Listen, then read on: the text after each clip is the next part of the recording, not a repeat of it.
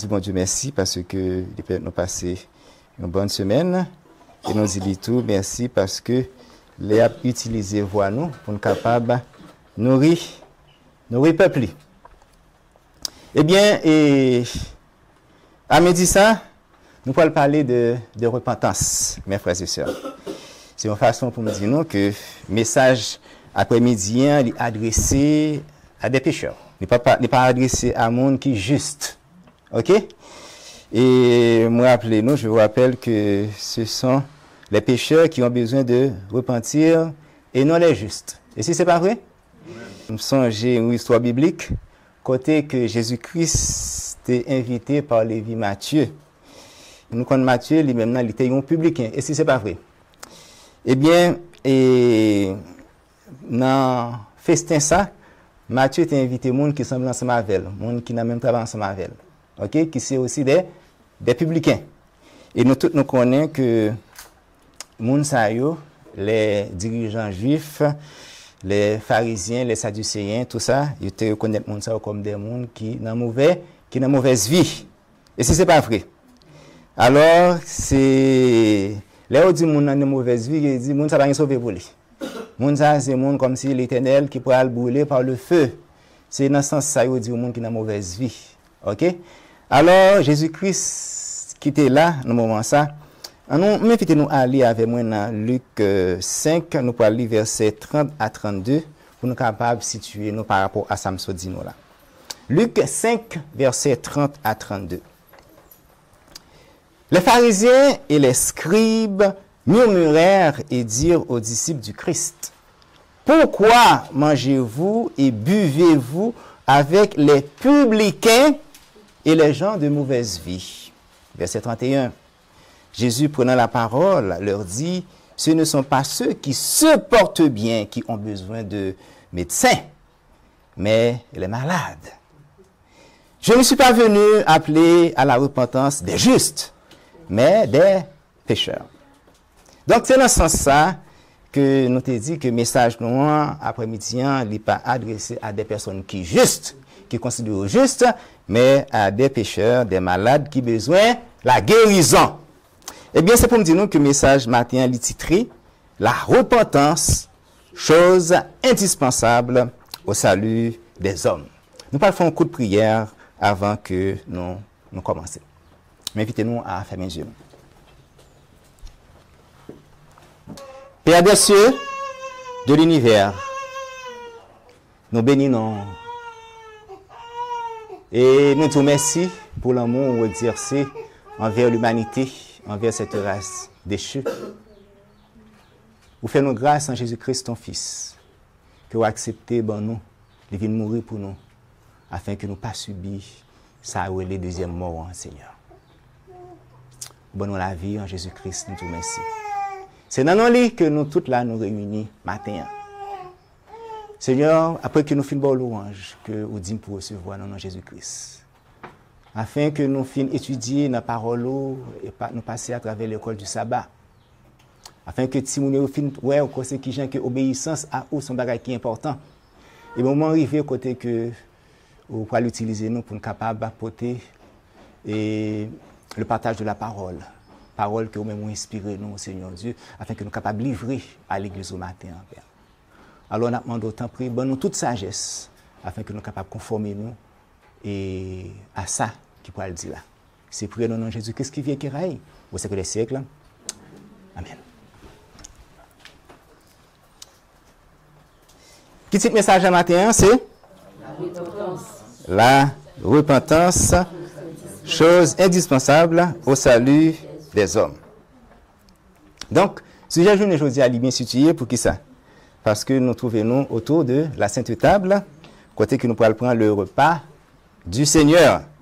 Et pas oublier que action ça, c'est une action qui demande un examen de conscience, de confession et de repentance. Est-ce que c'est pas vrai? Eh bien, qui est-ce monde qui nous connaît dans la Bible qui te gagne un message de repentance? C'était qui est-ce? Jean-Baptiste, exactement.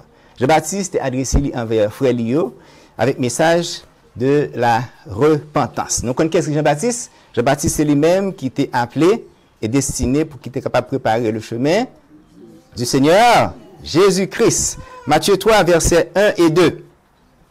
En ce temps-là, Jean-Baptiste vint prêchant dans le désert de Judée, en disant, « Repentez-vous, car le royaume des cieux est proche. » Avant, pendant et après l'époque de Jean-Baptiste, la repentance était toujours nécessaire pour nous capables de bénéficier le salut de Dieu. Est-ce que ce n'est pas vrai? Si l'homme ne se repent pas ou refuse de se repentir, il subira certainement la seconde mort. Donc, mes frères et sœurs, la repentance, c'est la vie. Est-ce que c'est pas vrai? Eh bien, c'est dans la bouche Ézéchiel, qui est prophète de l'Éternel, que l'Éternel était fait déclaration. Ça nous parle dans Ézéchiel 18, nous pourrons lire le verset 32. Ézéchiel 18, verset 32. En effet, je ne prends point plaisir à la mort de celui qui meurt, dit le Seigneur l'Éternel. Convertissez-vous et vivez. Mes frères et sœurs, pas de doute possible que la repentance la donne gagne la vie. C'est une question de vie. La repentance est étroitement liée au salut des hommes. La repentance est une chose vitale. Conscient de cela, Jésus-Christ lui-même l'a entré dans le ministère à l'âge de 30 ans.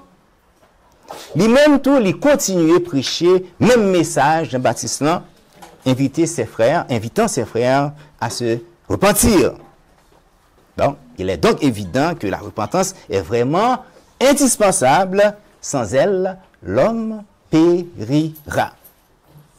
Le Fils engendré de Dieu avait donné deux choix aux Juifs. Ils devaient choisir soit la repentance et l'anéantissement. Ou bien ils étaient repentis, ou bien ils étaient anéantis. Dans Luc 13, versets 1 à 5. En ce temps-là, quelques personnes qui se trouvaient là et racontèrent à Jésus ce qui était arrivé à des Galiléens dont Pilate avait mêlé le sang avec celui de leur sacrifice. Et Jésus, répondant, leur dit, « Pensez-vous que ces Galiléens fussent plus grands pécheurs que tous les autres Galiléens parce qu'ils ont souffert ces choses? Non, vous dis-je, mais si vous ne vous repentez, vous périrez tout de même. » Soit la repentance, soit la destruction. Par contre, troisième option, mes frères et sœurs. Jésus continue, verset 4.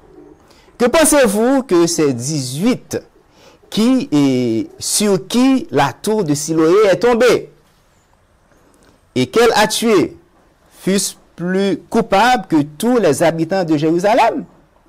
Non, vous dis-je, mais si vous ne repentez, vous périrez tous de même. Jésus prend deux histoires vécues au sein de la communauté juive pour capable de sensibiliser ses frères à quoi? À la repentance. Des Galiléens qui avaient été mis à mort par Pilate et la tour de Siloé qui était tombée sur quelques juifs. Frères et sœurs et amis, la repentance est vraiment indispensable à notre salut. Une bagaille qui est indispensable, mes frères et sœurs, sont bagailles obligatoires. Que ou pas qu'à exempter, ou pas qu'à priver de lui. Une bagaille indispensable, c'est une bagaille qui est essentielle, qui est primordiale, qui est vitale, qui est impérative, etc. Eh bien, si nous avons fait erreur, nous exempter une bagaille qui est indispensable, eh bien, c'est une bagaille vraiment qui est lourde de conséquences pour le monde qui fait là. Et bien, que nous, là, et nous sommes arrivés à mettre conseil ça et pour nous mettre de côté. La repentance. La repentance, mes frères et sœurs, c'est le regret douloureux de ses péchés et un renoncement volontaire de ses mauvaises actions pour accepter la transformation et la rédemption de Dieu. sans la repentance, il ne peut y avoir pardon de péché. Le pardon des péchés devient impossible sans la repentance. 2 Chroniques 7, verset 14. Et que mon peuple sur lequel mon nom est invoqué s'humilie, prie et cherche ma face. C'est une démarche volontaire que nous chaque nous devons faire, peut-être pas nous. Et qu'il se détourne de ses mauvaises voies. Là, il s'agit certainement de renoncement et de repentance. Ok? Que mon peuple se détourne de ses mauvaises voies, alors je l'exaucerai des cieux, je pardonnerai ses péchés et je guérirai son pays. Même là que dans 28 principes fondamentaux, nous n'avons pas gagné un principe qui titrait la repentance. Mais la repentance, il trouve éparpillée dans nos divers points de doctrine. Le mot repentance est cité 4 fois dans 3 points de doctrine. Premièrement, le Fils de Dieu. Deuxièmement, le baptême. Et troisièmement, la conversion. Repentance par rapport au baptême, qui est une ordonnance de l'Église chrétienne, chose qui ne peut être faite sans la manifestation de la foi, ni sans une volonté de changer qui est la repentance. Maintenant, repentance par rapport à la conversion. Eh bien, point de doctrine ça, mais qui j'ai que les résumer.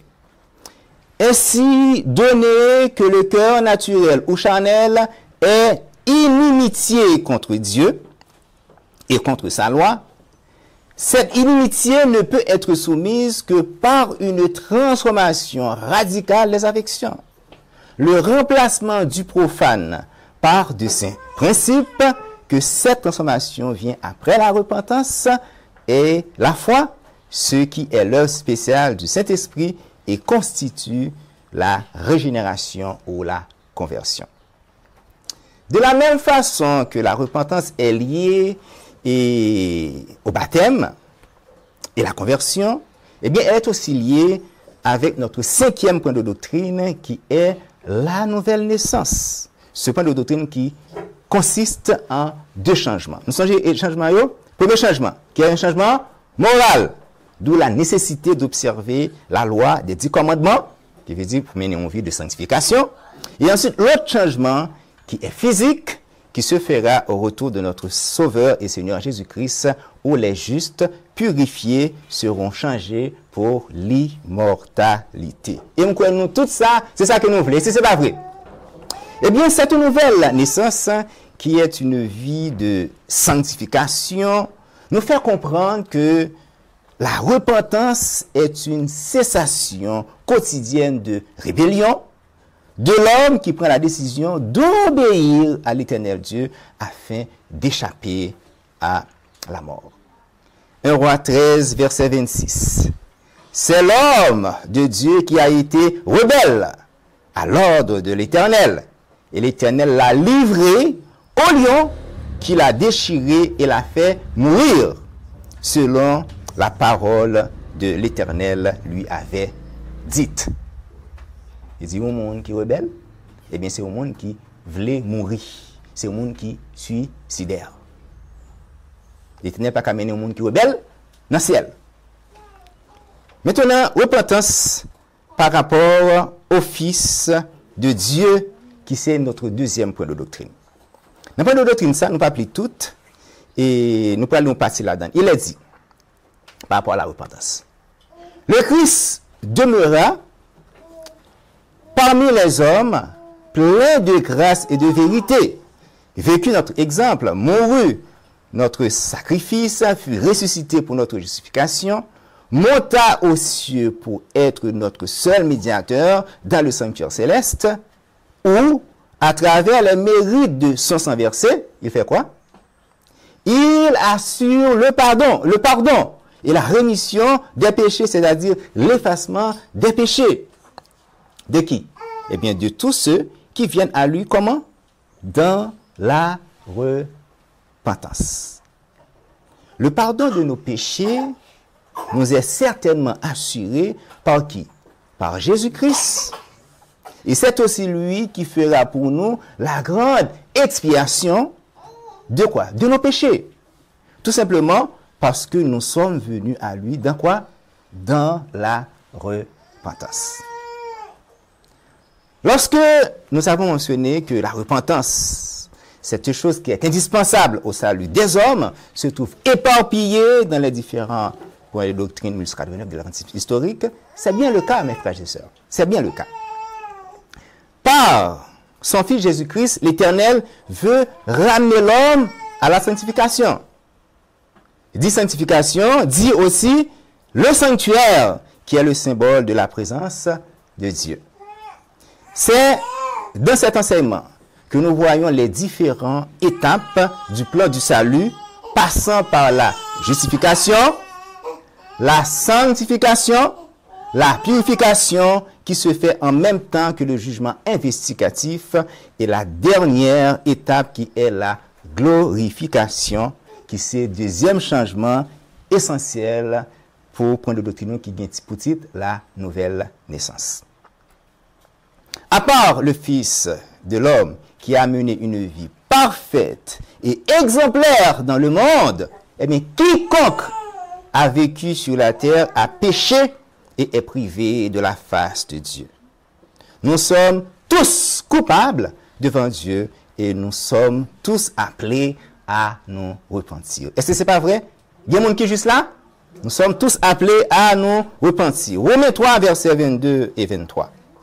Il n'y a point de distinction, car tous ont péché et sont privés de la gloire de Dieu.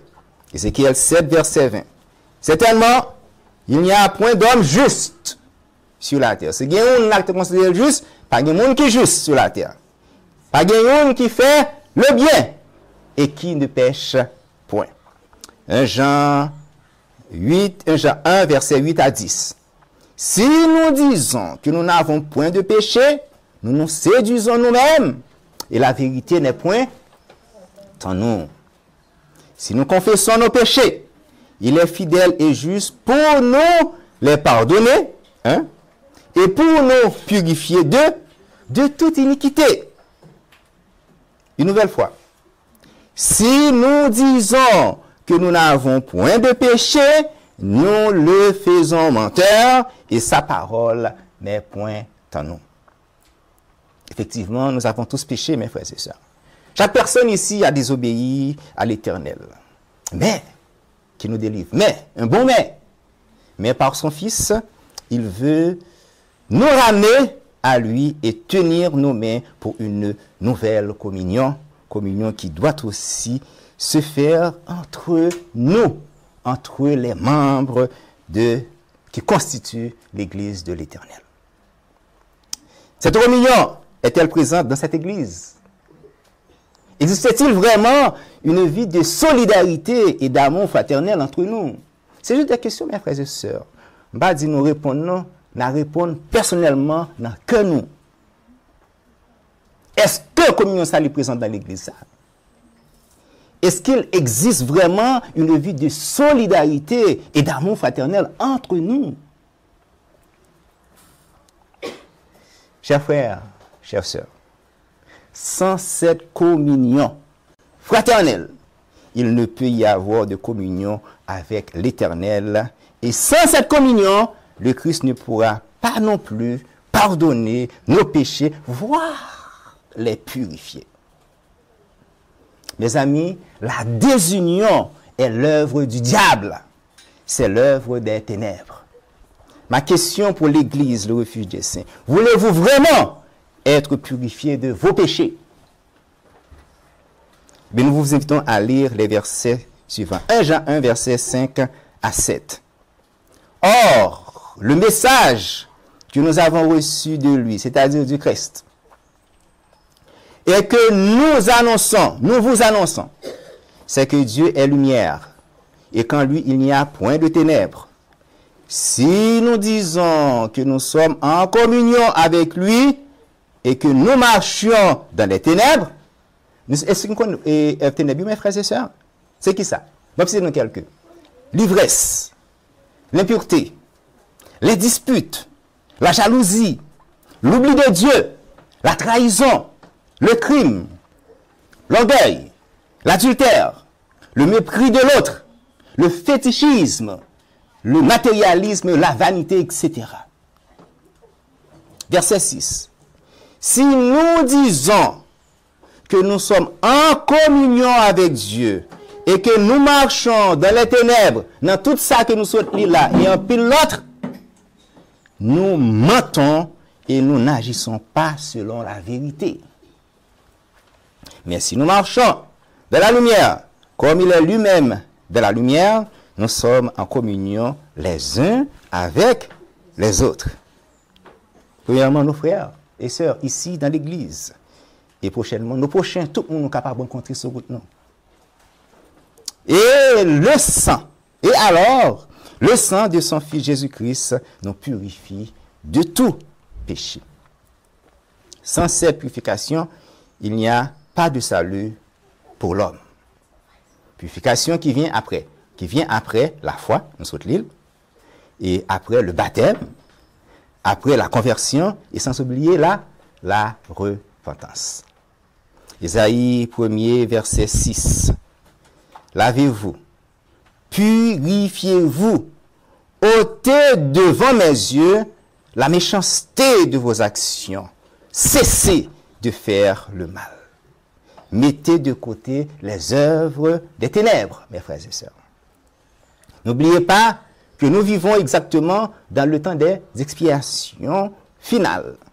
Nous devons nous convertir, nous repentir de nos péchés et de nos iniquités. Notre victoire sur les œuvres des ténèbres est assurée en Jésus-Christ. Avec Jésus-Christ, nous vaincrons. C'est à chacun de nous de se questionner sur soi-même et de se repentir de façon volontaire. La tragédie des siècles, page 532, paragraphe 2. Nous vivons à l'époque du grand jour des expiations, dans le culte mosaïque, pendant que le souverain sacrificateur faisait l'expiation pour Israël. Chacun devait se repentir de ses péchés et s'humilier devant le Seigneur sous peine d'être retranché de son peuple.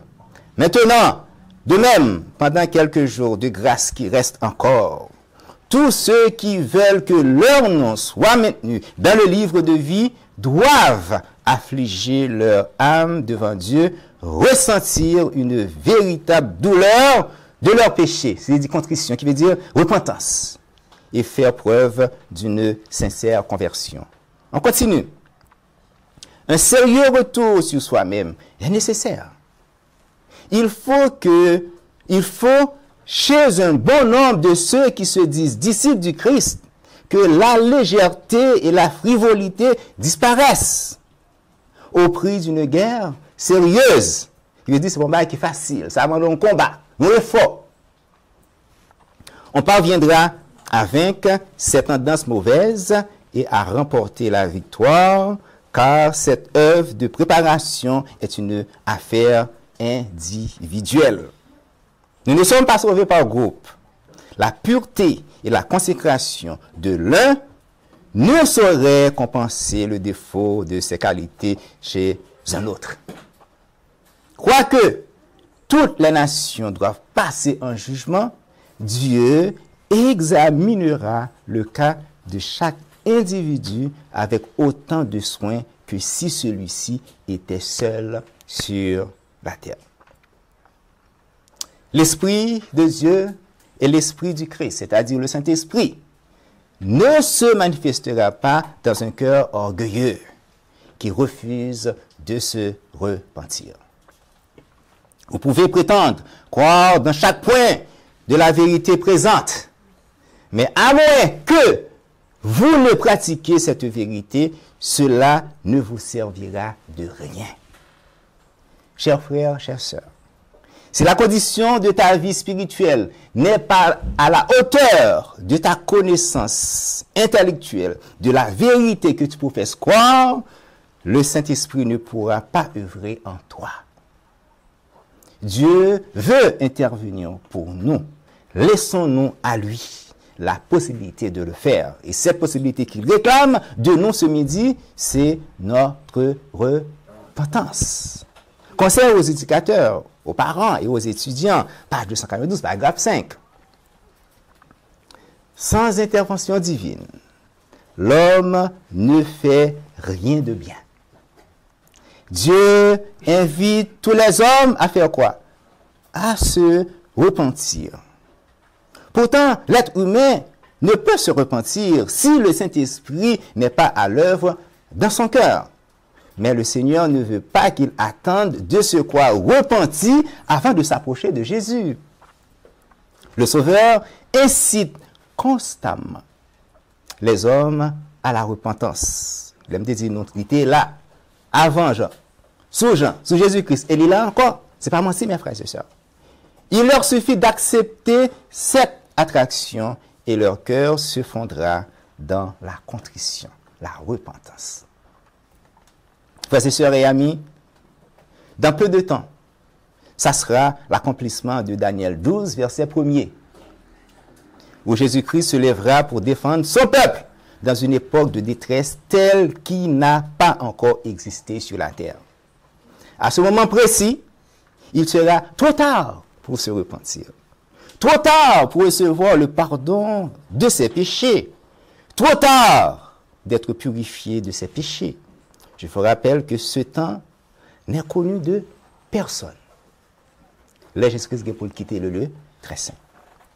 C'est à nous de vivre dans une constante harmonie avec notre Dieu, afin que nos noms puissent rester gravés dans le livre du ciel. Avant cette fermeture, l'ange de Dieu placera le sceau de Dieu sur le front de tous ceux qui auront la sagesse de se repentir. Et après que Michael se lève, Dieu ordonnera à 7 anges de répandre les 7 derniers fléaux sur la terre et sur les habitants. Cette scène à venir est clairement mentionnée dans les chapitres 15 et 16 de l'Apocalypse. À ce moment-là, il sera vraiment trop tard pour se repentir. Conseil à l'Église, page 270, paragraphe 4. C'est notre propre conduite qui déterminera si nous sommes aptes à recevoir le sceau du Dieu vivant ou si nous méritons d'être abattus par l'épée et de la destruction. Déjà, quelques gouttes de la colère de Dieu sont versées sur la terre. Mais lorsque les 7 dernières plaies seront répandues sans mélange de la coupe de son indignation, alors il sera trop tard pour se repentir et trouver un refuge. Aucun sang expiatoire n'ôtera plus les taches du péché. Donc, c'est avant que Dieu commence à verser la coupe de sa colère sur la terre que le sang de son Fils est efficace pour ôter les péchés. Après cela, ni le Père, ni le Fils ne pourront rien faire pour ceux qui n'auront pas voulu se repentir avant ce temps de probation. Après ce période probatoire, le cas de chacun va être décidé pour toujours. Ceux qui sont persuadés qu'il y a un ciel à gagner et un enfer à éviter seront peu nombreux, mais ils témoignent de leur foi par leurs œuvres. Frères et sœurs et amis, soyez des êtres intelligents. Ne laissez pas passer cette occasion si favorable. L'heure est à la repentance. Il s'agit d'un don inestimable. Ne pas considérer le don de la repentance en Christ, c'est pécher contre le Saint-Esprit de Dieu. C'est fort, mais c'est vrai. Conseil à l'Église, chapitre 5, page 35, paragraphe 5. La repentance, aussi bien que le pardon, est un don de Dieu en Christ. C'est grâce à l'influence du Saint-Esprit que nous sommes convaincus de péché et que nous éprouvons le besoin de pardon. Seul celui qui est contrit, repentant, peut être pardonné. Mais c'est la grâce de Dieu qui produit la repentance dans le cœur. Lui qui connaît toutes nos faiblesses et nos infirmités, il nous viendra en aide. Est-ce que vous voulez aider ça? Dieu nous aime, mes frères et sœurs. Dieu nous fait grâce. Grâce de son Saint-Esprit. Grâce de son pardon. Grâce de la repentance. Tous ces dons et plusieurs autres se retrouvent quand son seul Fils engendré, Jésus-Christ, notre Sauveur. Si Dieu a élevé Jésus comme prince et sauveur, c'est pour le pardon de l'humanité, pour sauver l'humanité. C'est pour la repentance, le pardon des péchés et la vie éternelle. En résistant à ce don inestimable, on devient quoi? Des rebelles. Et dans peu de temps encore, ce sera la destruction de tous les rebelles. Par la bouche du prophète Ésaïe, l'Éternel a conseillé aux humains de toute la terre. Ésaïe 1er, verset 16, 17 et le verset 20. 1. Lavez-vous, purifiez-vous, ôtez de devant mes yeux la méchanceté de vos actions. Cessez de faire le mal. Apprenez à faire le bien. Recherchez la justice. Protégez l'opprimé. 7. Faites droit à l'orphelin. Défendez la veuve, une dernière. Verset 20. Mais si vous résistez et si vous êtes rebelles, vous serez dévorés par le glaive, car la bouche de l'Éternel a parlé. Il s'agit là d'un message d'avertissement. Avertissement pour l'ensemble de l'Église. Tous ceux et celles qui rejettent les avertissements de l'Éternel Dieu l'auront regretté, mes frères et sœurs. Ceux qui vivaient au temps de Noé ne faisaient aucun cas des avertissements du Seigneur. C'était pareil pour les habitants de Sodome et de Gomorrhe. Et ça sera malheureusement le cas de la majorité des hommes et des femmes des derniers jours. Des chrétiens, mes frères et sœurs. La Théologie des siècles, page 467, paragraphe 2. Allez, on ne rejette jamais impunément les avertissements du Seigneur. Pas oublier que le message matin, c'est un avertissement, mes frères et sœurs. Songez son avertissement, mes frères et sœurs. On ne rejette jamais impunément les avertissements du Seigneur. Au temps de Noé, Dieu envoya un message d'avertissement dont dépendait le salut du monde. Les antédiluviens repoussèrent ce message. Et l'Esprit de Dieu se retira de cette génération pécheresse qui périt dans les eaux du déluge. Au temps d'Abraham, la miséricorde cessera de plaider pour les coupables habitants de Sodome, qui, tous, sauf Lot, sa femme et ses 2 filles, furent consumés par le feu du ciel. Il en fut de même au jour du Sauveur, qui disait aux Juifs incrédules de sa génération, « Votre maison vous sera laissée déserte. » Matthieu 23, verset 38. Maintenant, au sujet des hommes des derniers jours, la parole inspirée s'exprime comme suit. Ils n'ont pas reçu l'amour de la vérité pour être sauvés. Aussi Dieu leur envoie une puissance d'égarement pour qu'ils croient au mensonge, afin que tous ceux qui n'ont pas cru à la vérité, mais qui ont pris plaisir à l'injustice, soient condamnés. Parce qu'ils rejettent quoi? Les enseignements de sa parole, et Dieu leur retire son esprit et les abandonne aux égarements qu'il affectionne. Frères et sœurs et amis, vous êtes encore vivants. Gloire à Dieu. Ne rejetez pas les avertissements de Dieu. Ne laissez pas passer cette occasion de vous repentir de vos mauvaises actions. Parce que la repentance est indispensable à notre salut. Le Christ frappe à notre porte. Écoutez-le. Pour une dernière fois, à toi, verset 19. Repentez-vous donc et convertissez-vous pour que vos péchés soient effacés. Pendant que nous allons nous approcher de la Sainte Table pour prendre fraternellement le repas du Seigneur, nous vous invitons à méditer sur la repentance, chose indispensable au salut des hommes. Que le Seigneur vous bénisse. Amen.